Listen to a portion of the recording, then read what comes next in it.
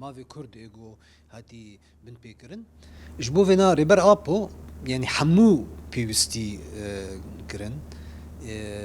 و وقت دبن اتموسفر جوكي يعني جبو چارەسەریە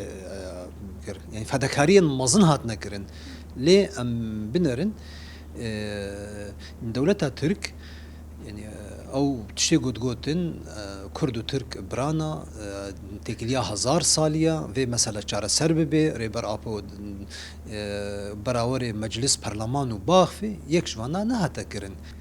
و صالك زيدجي درباز دبي يعني اف بخارجي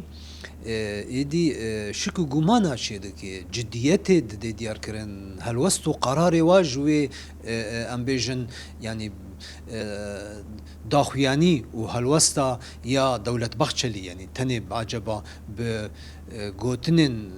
هنا غوتنا وشارة سرد بين نا جبوفي راستي هر دشي بي چارەسەری بي هەلوەستی بێ گوتن ببێ پراتیک ژیانێ دا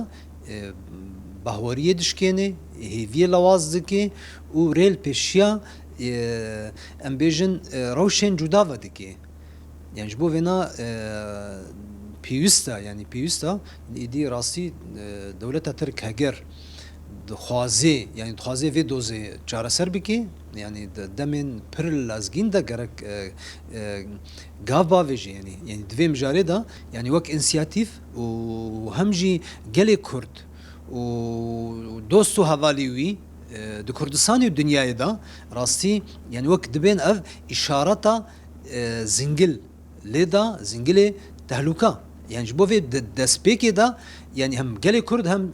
Tirkiye jî yani divê yani heger rastî tu dixwazê xwedî gotinê xwe bê êdî yekemîn gerek rêber apo